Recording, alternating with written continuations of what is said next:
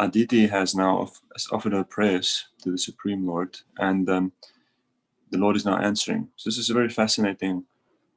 The Bhagavatam is fascinating in the sense that a large part of it is, I would say, about 90% of the Bhagavatam almost is just the prayers of the devotees, and then the answer of the Lord, which is very fascinating. I remember just as I was getting the Bhagavad Gita and then Bhagavatam, I'm from South Africa. In South Africa, you have, it's like here in America, you have the Jewish mother, which is like an archetype, a mother that's very seriously concerned about her children. So in South Africa, you also have the Afrikaner mother. So they're also quite serious about knowing what their kids are up to. So as I got into Krishna consciousness, my parents also were initially a little bit concerned, and my mother was also quite concerned. And but they expressed their concern very nicely by also looking at what I'm getting into. So not just hearing from me what I'm thinking, but she wanted to also read the books, and she also chanted. She wanted to see what exactly is this thing. And I remember when she was starting to read the Bhagavad Gita and the Bhagavatam, she also wanted to see, okay, this is about God, and that's fine, God is nice. But she was quite shocked that you could read God's words. That was very difficult for her to think that. This is a very difficult mental adjustment. So, because where else can you see that God said, and then you see this clear delineation of God's answer to the prayers of his devotees. So it was a difficult thing or not difficult, but it was strange for her to adjust to that idea, because she had prayed to God her whole life, but she never really knew what God thought. She never really knew how God responded. God is always a little mysterious.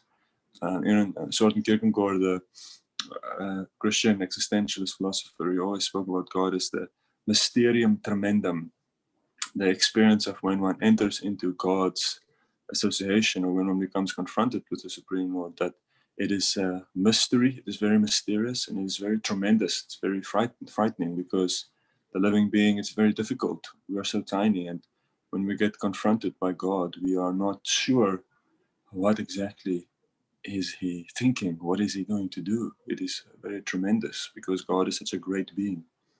But the Srimad Bhagavatam is then obviously, that's why the Bhagavatam is such a unique literature in world religion. Yes, we are all speaking about God. Everybody is, all the devotees in general are very much the same. In the Bhagavatam, we see here, for example, now Aditi, she is approaching the Lord, but she is not approaching the Lord necessarily as a pure devotee, not at all. She is approaching the Lord because she is concerned for her sons also. Her sons and her children had been removed from their position as the controllers of the heavenly planets. And she now, she knew that the Lord is the only one that can reinstate them. So therefore she went to Krishna. So she approached God with her prayers to try to pray for restitution, one could say. But then here we see now God will be making his reply. It's very fascinating to understand that.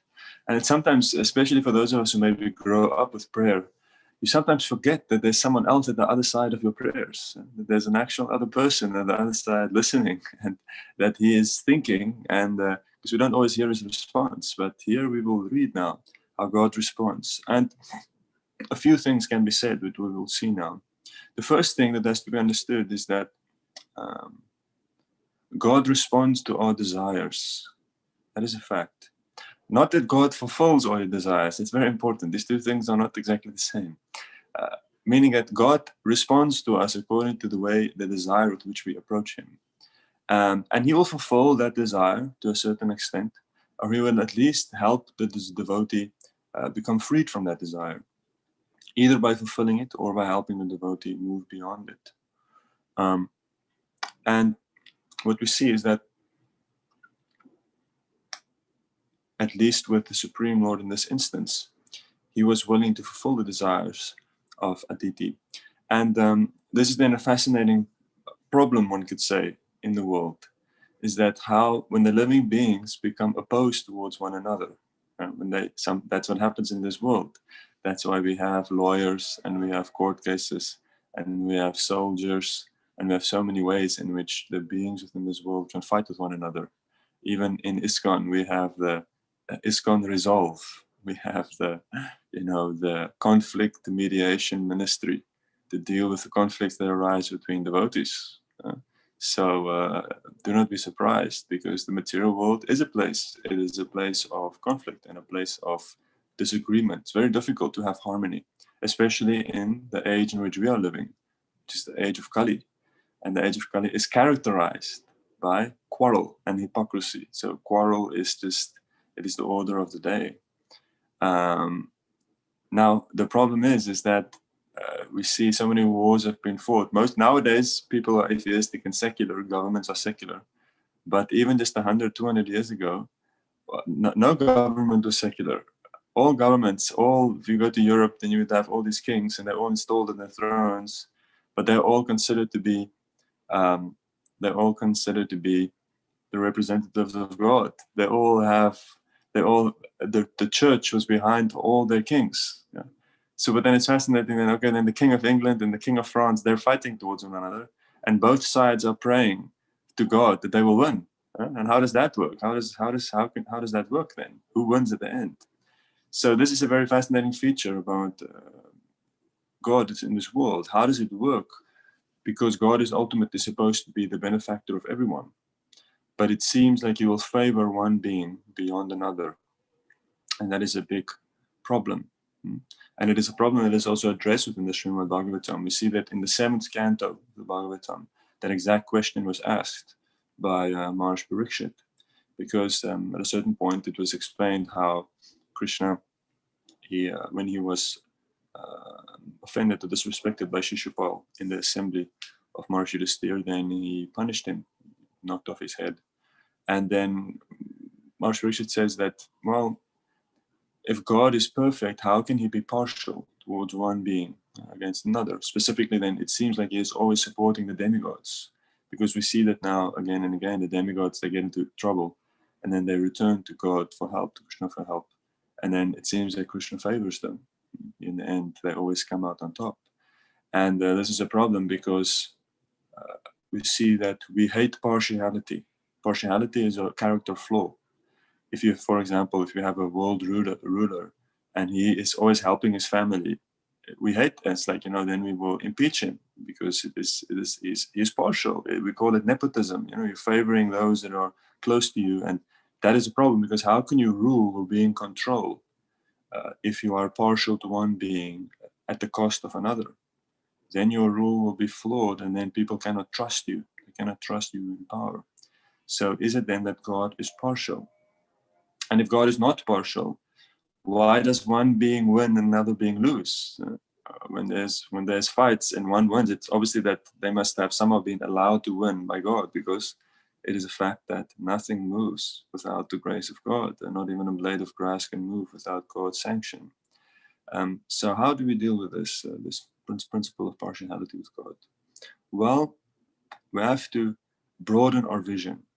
That is the trick. And that is the big trick, to be able to understand God's actions and God's behavior, even within what things that are happening within this world, is that you have to broaden your vision and broaden your understanding to be able to see how everything fits together.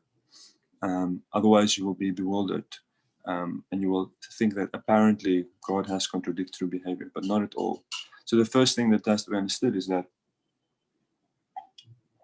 Krishna is not partial, actually, to any living being in an ultimate sense. He is favoring everyone because he is the super soul within the heart. That is the thing. He is within everyone's heart. That is the first principle. That no one, it's not that God is only with some and not with others. No, he is in the heart of every single individual. And within the heart of every individual, he is aware of everything. So that's what we see here now, even when Lord Krishna replies to Aditi's prayers. He says, yes, I know what you desire. In fact, I know everything. I know everything that is happening within your heart. Because the interesting thing with desire is, it's not just something you say. Desire is really something that is rooted within the heart. It is like a thing. It's like a real. Prabhupada says desire is the most subtle form of conditioning for the living entity. So just like you have a physical body, it's like a real thing that is covered over you, and then you have a physical mind. But desire is a real covering. It's really something that is over you. It's really a real thing that is there, and we are aware of our desires to a certain extent, but not even of all of them, because you also only become aware of your desires sometimes when they are challenged. Then you become aware of them. Like you might think. Like for example, the easiest way you can see it is if you do some kind of a dietary restriction. Think, okay, now for the month of Kartik, I will not eat any sugar. And then you realize, how much you like sugar. It's quite amazing when you stop eating it. And it's like a physical thing that comes up. So similarly, many times we don't actually know. Like I find it interesting. You would sometimes you can do these. At least in ISKCON, what's happening now, you have these before people get into relationships. Like in the past, it's very interesting because if there were, you have astrology and all these things by which you can sort of judge people's character. But now we have some forms of counseling. So you have premarital counseling. So you come together, you do counseling, and then they ask one another, okay, are you a jealous person? Or I know, like you have a little questionnaire that you fill out so you can get an idea of the other person's qualities. But it's very interesting because you don't really know until you enter into a relationship with another person. Then you slowly start to understand what exactly is this person's conditioning, what is their nature. Or even for those of us who are in the monastic life, you also see it when people move into the temple. So you're in a temple and a new person comes and they say, okay, I want to live in the temple, I want to serve. And then you say, okay, this person looks relatively, I mean, in New York City, you have to be careful because, New York City, wonderful place, but my God, there's a lot of strange things happening in this place. So you have to be careful when people want to move into a temple. And then you sort of check them out and you see, okay, how do they look? And they look relatively normal, everything's fine. But then once you live with someone, then it's amazing how slowly this more and more becomes revealed of the specific desire of that living being, the specific conditioning that they have. But Krishna is aware of everything, even that which we are not aware of, even what we do not know. And we in this world, because our consciousness is very tiny, we see victory and defeat from a very small perspective. We see it on a very small scale.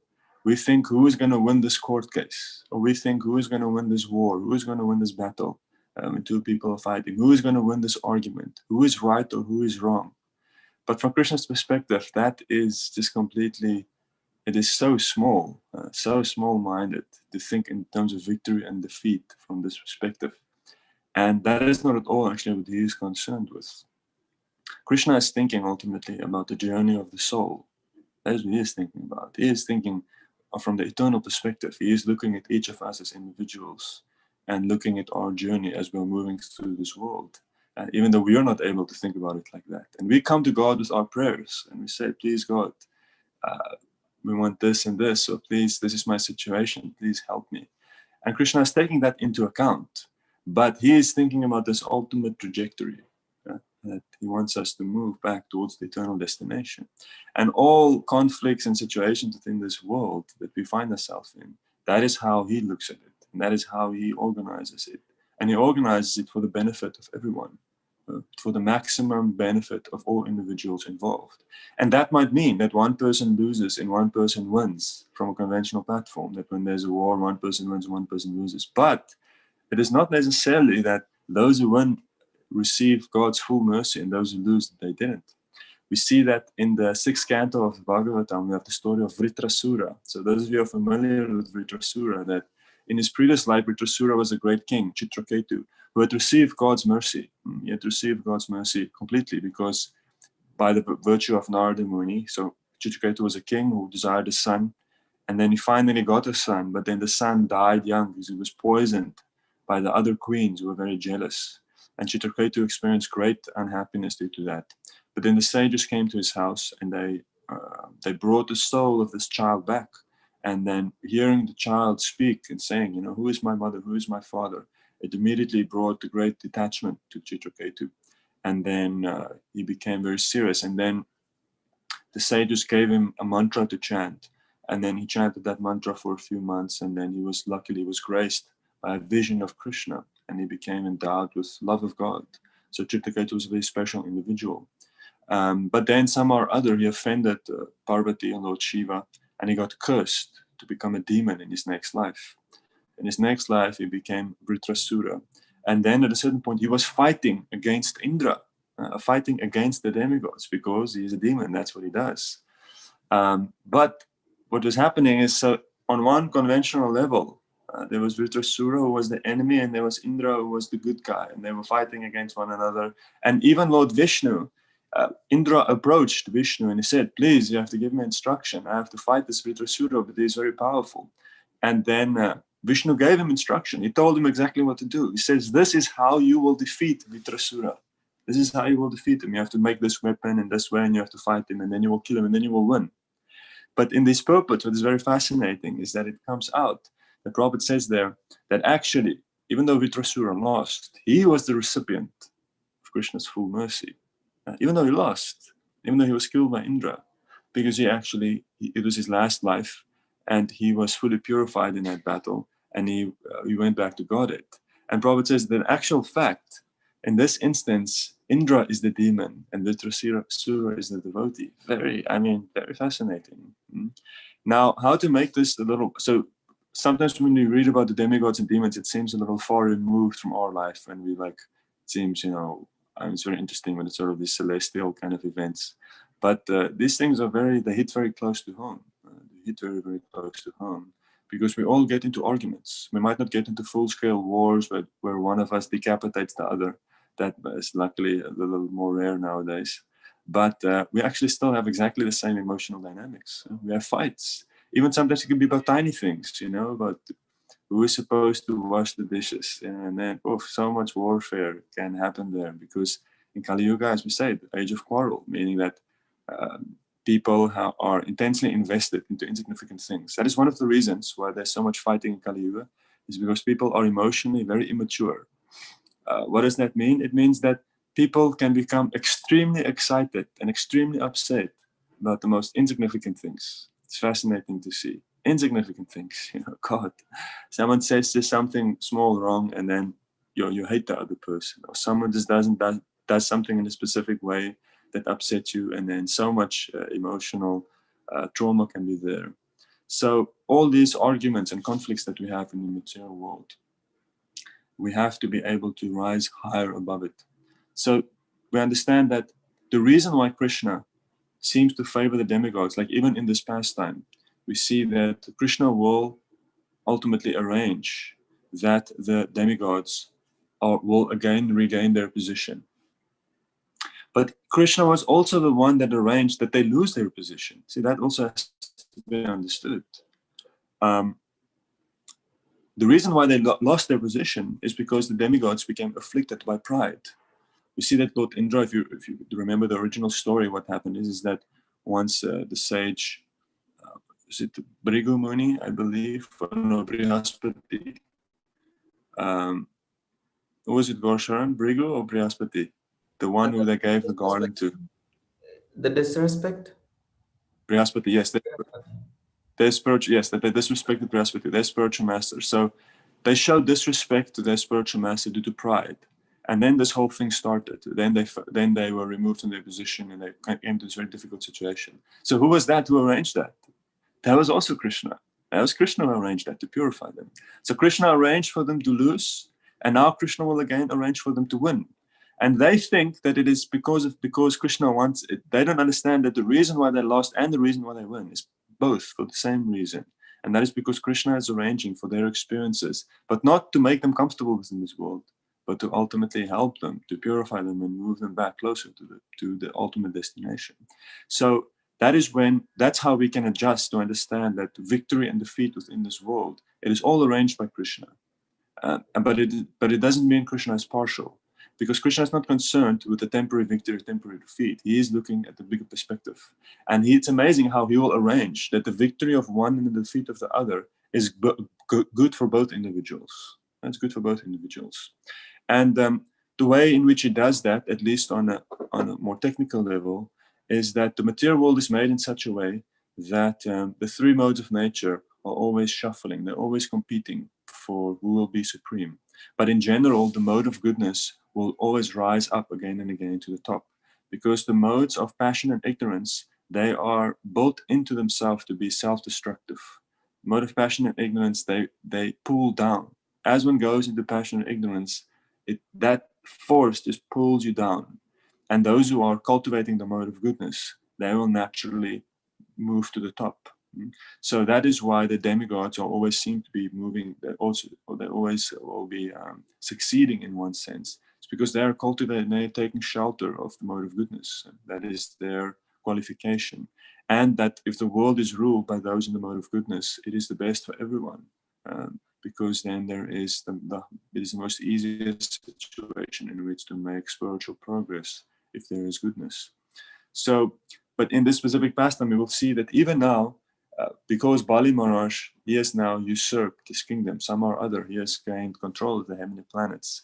And now Lord Vishnu will arrange for his total and utter defeat. He will be completely defeated, actually completely humiliated. But at the same time, it will be done in such a way that Bali will actually come out on the other side in a better way. He will become a full devotee, even though he will be defeated materially. But the whole experience will lead to him coming out on the other side um, fully, much more connected to Krishna as before. So that is the way that we have to understand, that even though it looks like one wins and the other loses, the real winner and loser is a little more difficult to determine, because it depends at the end who makes the most spiritual advancement.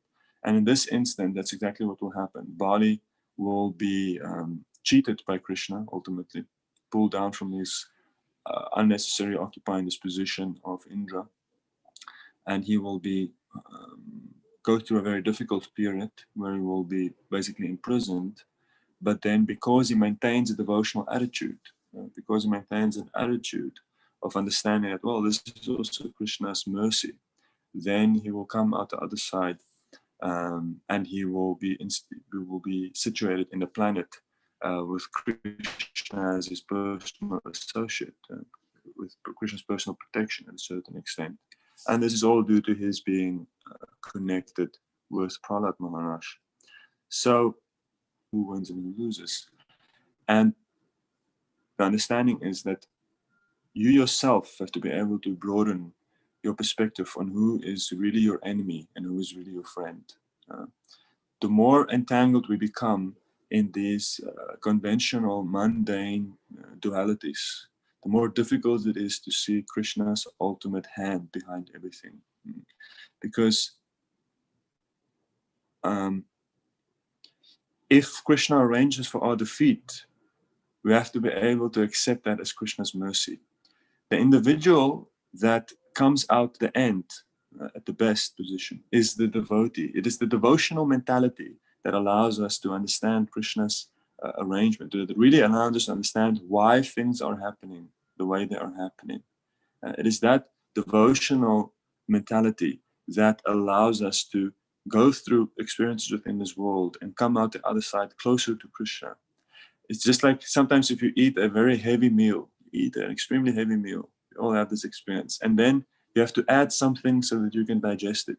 You have to add some ginger and you have to add some chili, depending on, what your constitution is. But you have to put some things with it. And then you can digest that meal wonderfully. So the same thing is that it is this devotional mentality. This is like this amazingly existential digestive that allows you to digest anything that is happening to you. And you can basically take it and digest it, and it becomes healthy to you. But that same experience, if it is not digested, it will ruin you. It will cause you trauma and it will pull you down. So similarly, victory or defeat, both of them can actually ruin us. Can ruin us in the sense that it will take us further away from Krishna, unless we add that devotional mentality. And that devotional mentality is one thing. It's very simple. It is to understand that everything that happens by the arrangement of the Lord, and that everything that happens by Krishna's arrangement is meant for our ultimate benefit. And if we can digest both victory and defeat in this way, then that is the thing that will always keep us moving closer and closer towards Krishna, regardless of what is happening within this world. So now we see Aditi, she is offering her prayers to Krishna, and she is saying to Krishna that, please save my sons. And Krishna is accepting that prayer. He is accepting that prayer, and he is saying, yes, so I will make the arrangement, because that is the proper situation in the universe. I will make the arrangement. I will go to Bali, and I will ruin him. But at the same time, he does it in such a way, because Bali is also a devotee, that Bali will become elevated. So even though it looks like he is partial towards Aditi, he isn't, and is actually acting for everyone's welfare. And even in this pastime, we see that at the end, the devotee Aditi, she will also, to a certain extent, abandon her envy of the demigods. So practically, how does this mean for us? This is another thing that we have to consider. Whenever we do enter into conflict, so to make it a little bit more really, to bring it down onto the human level, the reality is that all of us will at certain points enter into conflict. Even sometimes you could get into conflict with people that are also spiritual. It's very difficult. Especially for those of us, say, for example, if you start taking responsibility within the field of Krishna's service, then you will also inevitably end up sometimes at odds with others who are also taking responsibility. Because that's just the nature of organizations. If any of us who work in a corporate field also knows that's how it goes, is that we're all working for the same organization, but sometimes there's some battles are there, just because there's limited resources within the material world. If there was unlimited money and unlimited time, then there would be no conflict in the world, because what would you fight about? But because we live in a world of limitation, there is inherently conflict, because we have to compete for certain resources in order to obtain our goals. And even if we are working for Krishna's aid, we're taking responsibility in Krishna's service, then be ready, because that same dynamics will play out to a certain extent, because we are limited. We have limited time, limited energy, limited money, and we have to all try to perform or fulfill our goals, even if those goals are directed towards Krishna. So, but this must definitely not deter us from taking responsibility, because by taking responsibility, even in the world of Krishna, it will force us to do one thing. It will force us to become transcendental. And the way in which you become transcendental is that you are able to navigate your way through this world, through all the various conflicts and disruptions that can happen, all the various tensions that can exist between people, even it might be between other people that are also spiritual. But you can do it in such a way that there is no envy that arises within your heart. That is the trick. And you will be amazed that it is possible. It is possible to be in conflict, to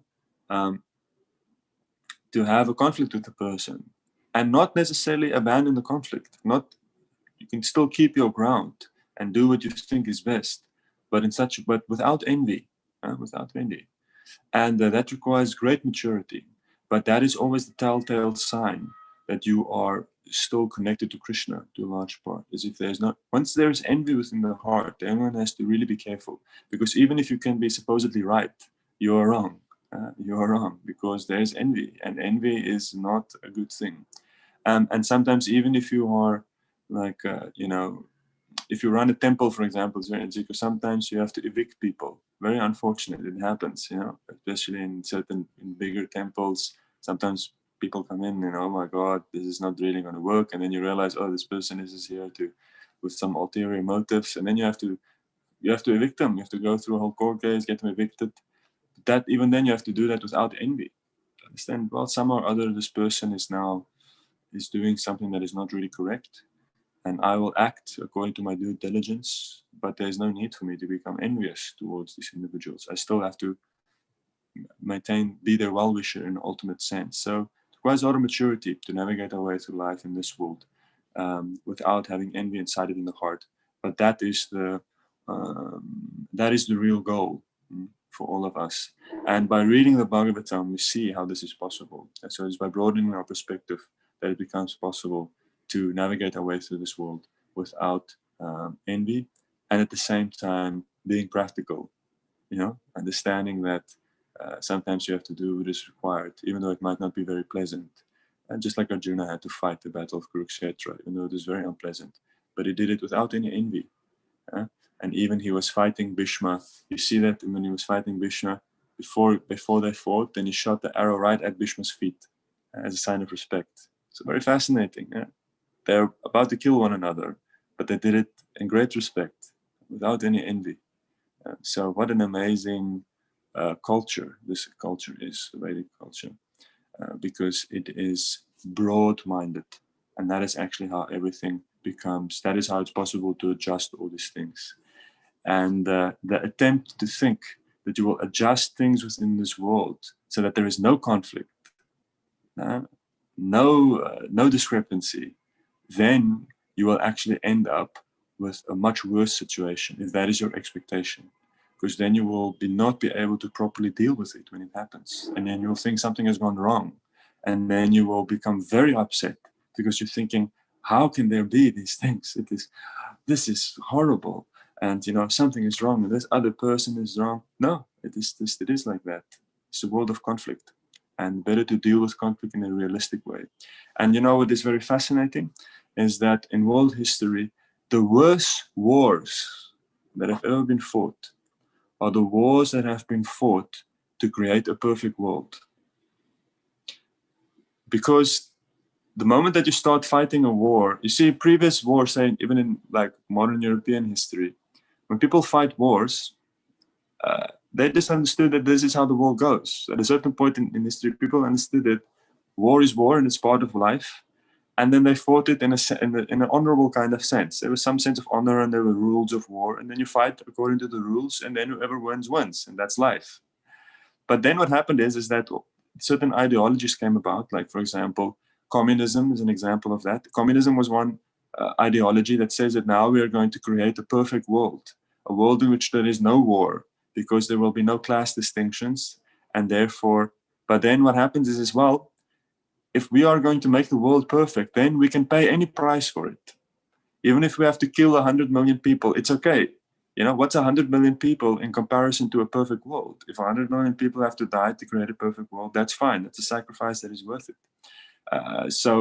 Or for example, if we have the wars that will end war, so thinking that, say, World War II, okay, we're going to fight this war and this will end war, because then we'll establish some kind of perfect setup that now will stop any conflict in this world. And then, yes, now we can drop atom bombs, because it's the war that will end all wars. So we will kill civilians, okay, but it's okay because it's for greater good. So this principle of the greater good, or this principle of thinking that we're going to make the world perfect, that is actually the worst wars that have been fought.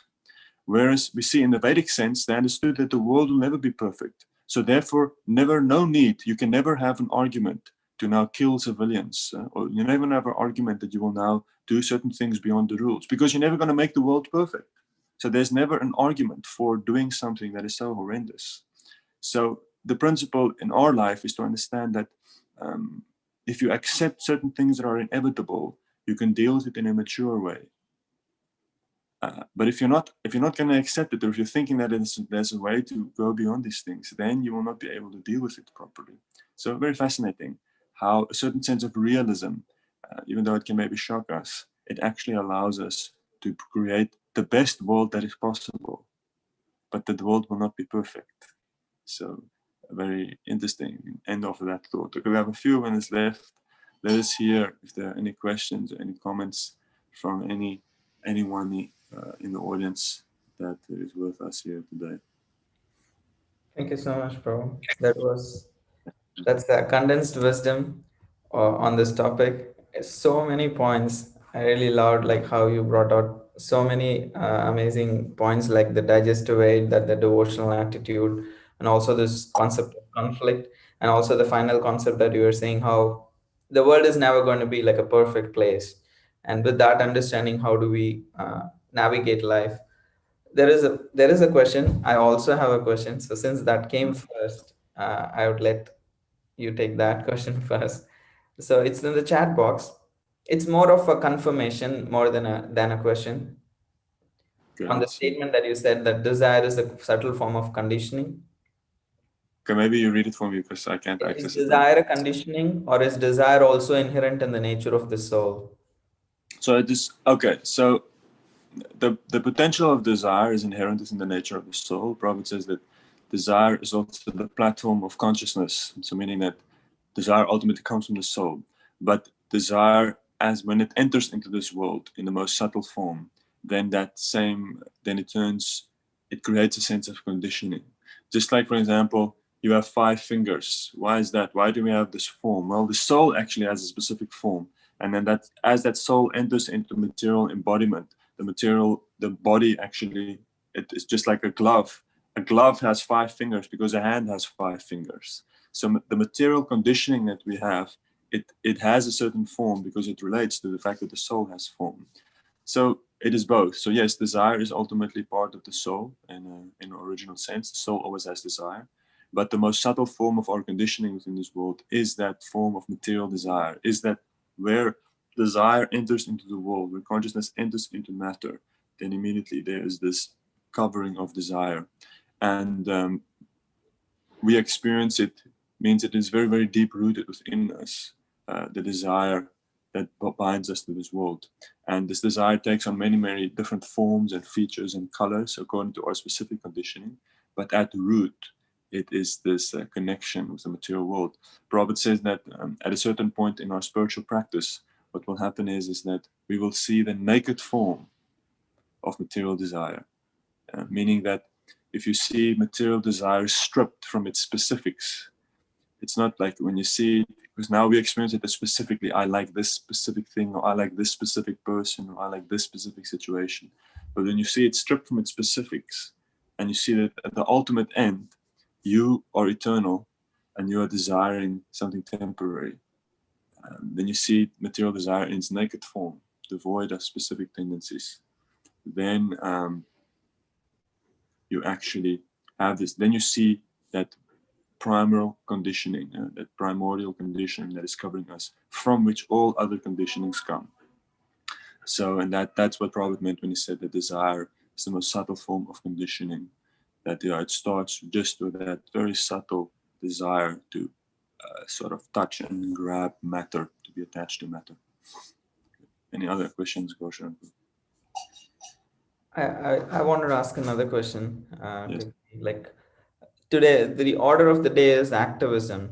So from that perspective, when you say that the world is like never going to be perfect, it's an imperfect place.